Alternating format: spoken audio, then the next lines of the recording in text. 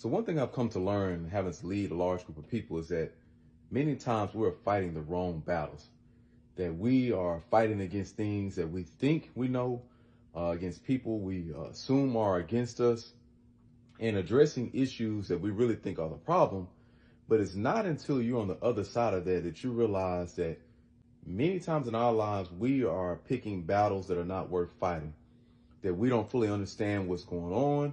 We don't realize what our true allies are, and we find ourselves alienating the very people who can help us.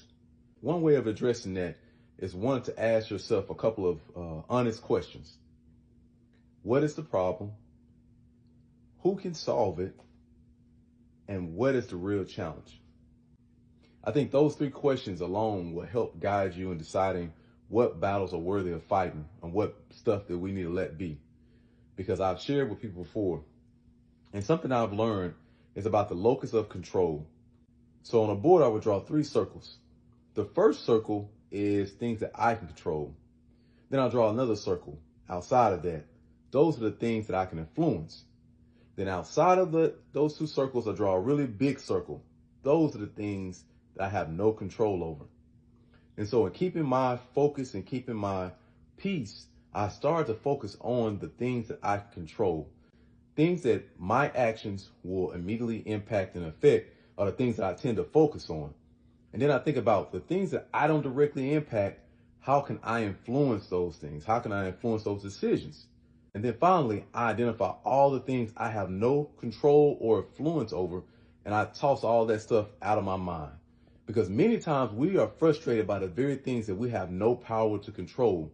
But the thing that we have the most power over, we often minimize, which is ourselves. And we tend to focus on the things that happen all around us outside of our influence. My philosophy of life is that, you can't control the wind, but you can adjust your sails. Let me say it again. You cannot control the wind, but you can adjust your sails or adjust yourself. And adjusting myself and adapting and being flexible to life and the challenges that may come up has helped me to have peace through challenging times, difficult situations. Not that everything is perfect or beautiful, but I'm able to maintain a right focus and a right mind that keeps me motivated, driven, and looking forward to each day. And that as I navigate through those challenges, I'm not overwhelmed. I'm not allowing my anxiety to drive me, but I'm thinking clearly about what can I control? What can I impact? And everything else, I just toss it to the wind.